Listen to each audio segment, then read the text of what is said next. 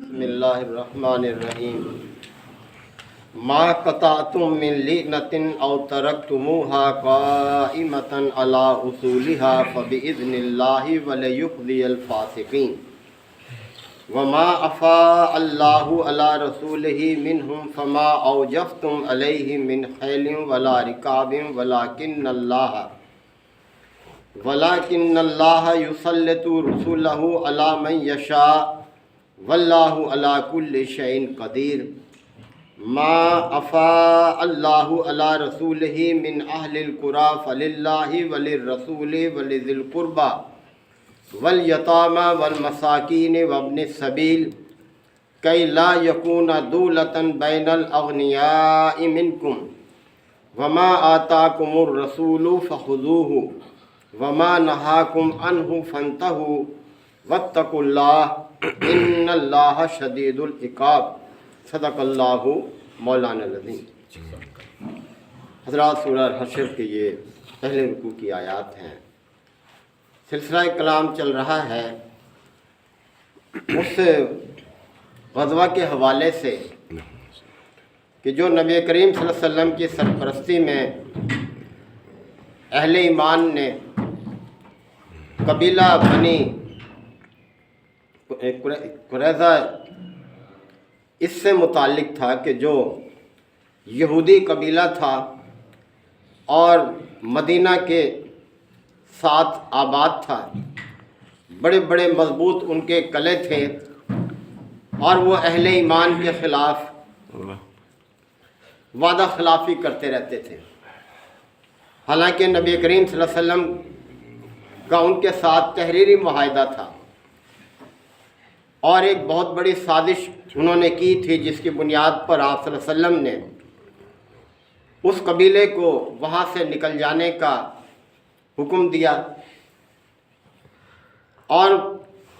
اس قبیلے نے جب نکلنے پر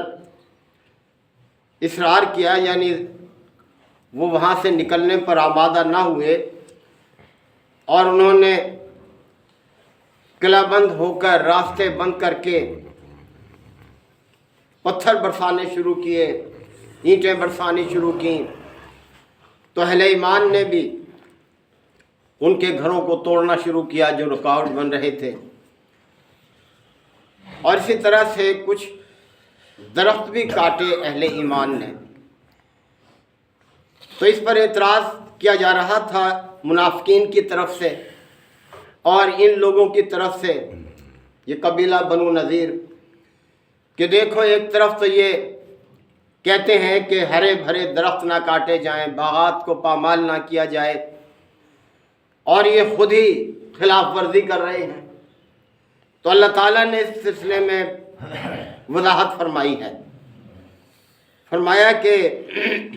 ما قطعتم من لینۃ، جو بھی یہ کھجور کے درخت تم نے کاٹے، یعنی یہ یہودیوں کے باغات تھے ساتھ ہی، اور سرسب تھے، شاداب تھے اور پھل دیتے تھے، تو یہ اہل ایمان کے راستے میں رکاوٹ بن رہے تھے حربی کارروائی کے حوالے سے۔ تو اہل ایمان نے ان درختوں کو کاٹا، تو اللہ تعالیٰ نے ان کے اعتراض پر فرمایا ما قطعتم من لینۃ، جو بھی یہ درخت تم نے کاٹے، او ترکتموها قائمۃ علی اصولها، یا جن کو تم نے ان کے جڑوں پر کھڑا رہنے دیا، جن کو باقی چھوڑا، فبإذن اللہ، یہ سب اللہ کے اذن سے تھا، یعنی اللہ کی اجازت ہے ایسے معاملے میں کہ جو مسلم فوج کے راستے میں رکاوٹ بنے دشمن پر حملہ آور ہونے کے لیے، تو ایسے ہرے بھرے درختوں کو کاٹ دینا یہ اللہ کی اجازت ہے، یعنی اس میں کوئی گناہ نہیں ہے۔ وَلَيُخْزِيَ الْفَاسِقِينَ، اور یہ اجازت اس لیے ہے کہ اللہ فاسقوں کو رسوا کر دے، ذلیل کر دے، تو یہ کوئی اعتراض نہیں کیا جا سکتا۔ حالانکہ نبی کریم صلی اللہ علیہ وسلم جب بھی کسی دستے کو کسی کارروائی کے لیے بھیجتے تھے، اسے ہدایات دے کر بھیجتے تھے۔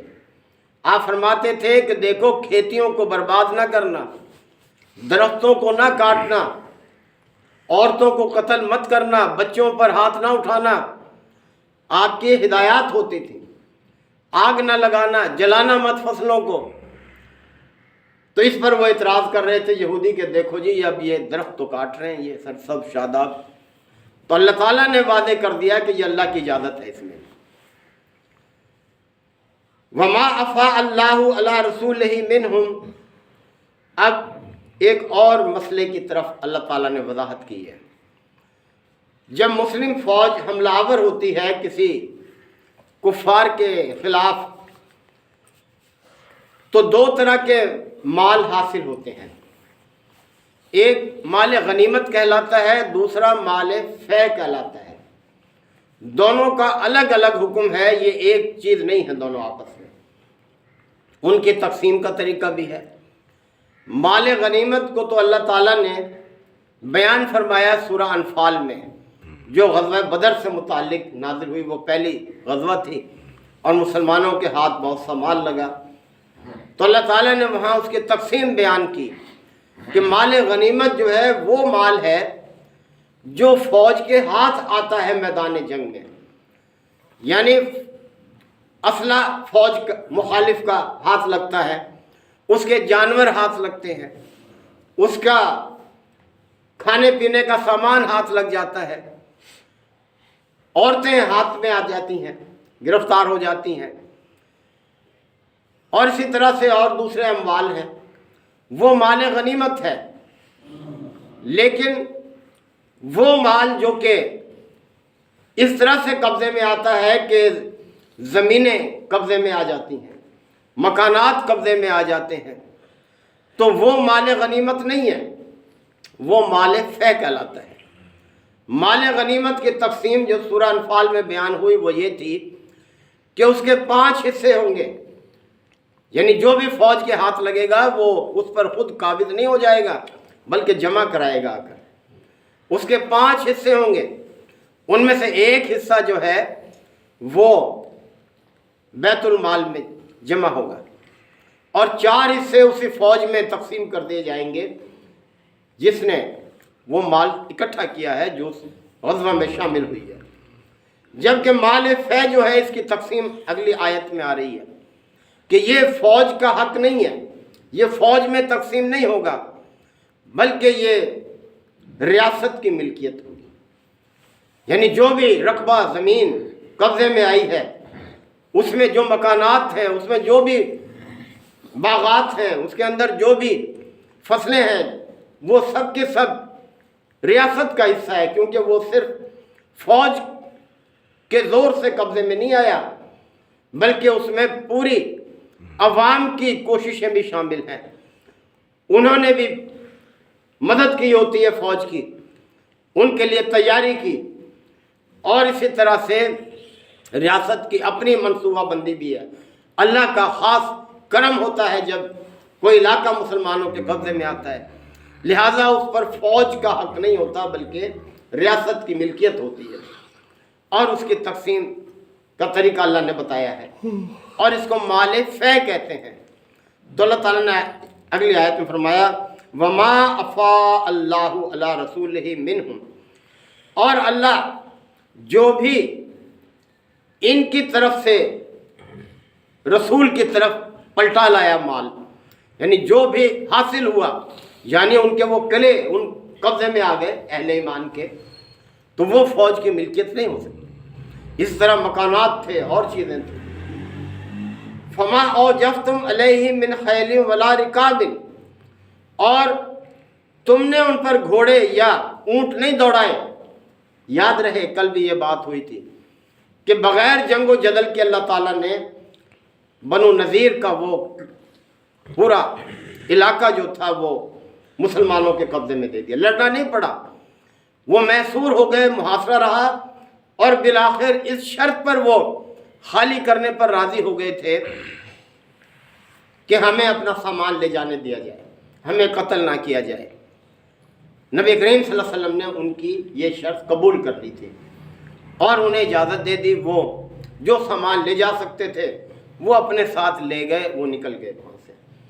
تو اللہ تعالیٰ فرما رہا ہے کہ یہ جو کچھ تمہیں حاصل ہوا اس میں تمہیں گھوڑے اور اونٹ نہیں دوڑانے پڑے، بلکہ وَلَٰكِنَّ اللَّهَ يُسَلِّطُ رَسُولَهُ عَلَىٰ مَن يَشَاءُ، بلکہ اللہ نے جو چاہا اپنے رسول کے تسلط میں دے دیا بغیر جنگ کے، لہذا اس پر فوج کا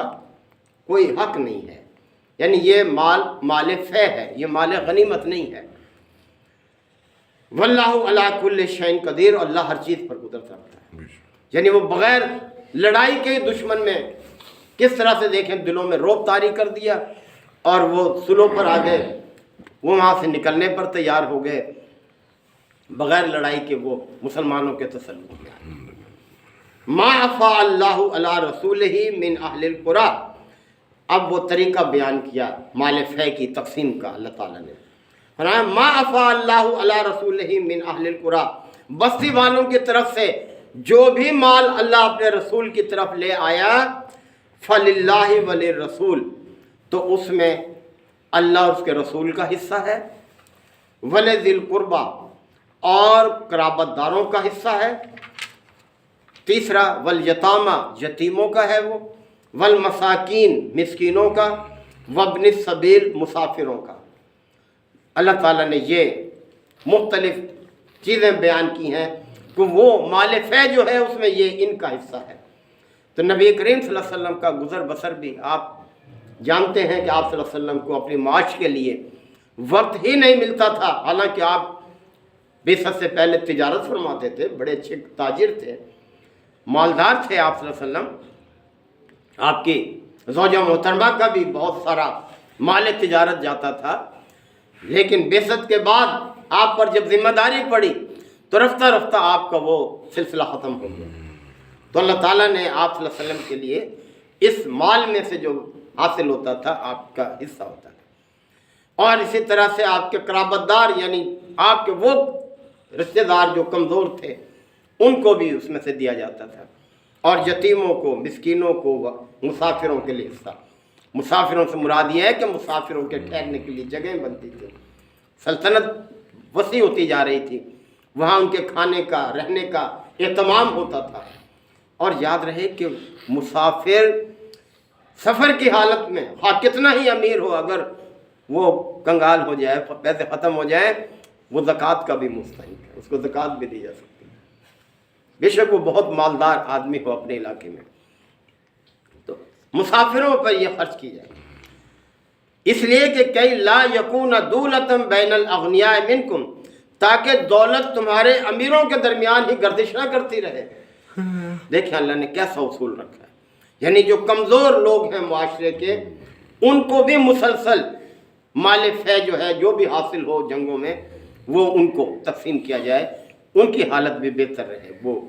دوسروں کے محتاج ہی بن کر نہ رہے۔ وما آتاکم الرسول، اور پھر ایک اور رسول بیان کیا، دیکھو رسول جو کچھ دے فخذوہ، اسے لے لو۔ یعنی رسول کسی کو کم دے رہا ہے، کسی کو زیادہ دے رہا ہے تو اس پر اعتراض کی گنجائش نہیں ہے کسی کو، یہ اللہ تعالیٰ فرما رہا ہے، اور کسی کو دے کر اگر واپس لے لے تب بھی اعتراض کی گنجائش نہیں ہے۔ یعنی یہ رسول کا مقام اور مرتبہ ہے یہ کہ وما آتاکم الرسول، جو کچھ بھی رسول تمہیں دے فخذوہ، اسے قبول کر لو۔ کسی کو کم دے رہا ہے یا کسی کو زیادہ دے رہا ہے وہ خود جانتا ہے کیا حکمت ہے۔ وما نہاکم عنہ فانتہوا، اور جس چیز سے وہ تمہیں روکے اس سے رک جاؤ۔ مفسرین نے اسی آیت کو جنرل اصول کے طور پر بھی لیا ہے، یعنی رسول جو تمہیں ہدایت دے، جو حکم دے، اس پر مضبوطی سے کارکن ہو جاؤ، اور جس بات سے وہ تمہیں روکے بس اس سے رک جاؤ، اپنی عقل کے گھوڑے نہ دوڑاؤ۔ واتقوا اللہ، اور اللہ کا تقوی اختیار کرو، اور یہی اللہ کا تقوی ہے کہ رسول جس کام کا حکم دے اس کو مضبوطی سے کرو، تھام لو اس کو، اور جس چیز سے روکے اس سے رک جاؤ، یہی تقوی ہے۔ ان اللہ شدید العقاب، اور اللہ تعالیٰ بہت سخت سزا دینے والا ہے۔ یعنی جو بھی رسول کی مخالفت کرے گا، اللہ تعالیٰ نے پچھلی آیت میں فرمایا کہ جو بھی اللہ کی اور اس کے رسول کی مخالفت کرے گا تو اللہ اسے رسوا کرنے والا ہے، سخت سزا دینے والا ہے یہ۔ تو ان اللہ شدید العقاب، یاد رکھو اللہ کی سزا بھی بڑی سخت ہے۔ یعنی رسول کی اطاعت سے گریز کرنا اور اس کو قبول نہ کرنا یہ بہت بڑا جرم ہے اللہ کے نزدیک، وہ ایمان سے خارج ہو جاتا ہے وہ شخص جو رسول کی مخالفت ہوتا ہے۔ اللہ تعالیٰ آپ کو سمجھنے کے عمل کی توفیق عطا فرمائے۔ وآخر دعوانا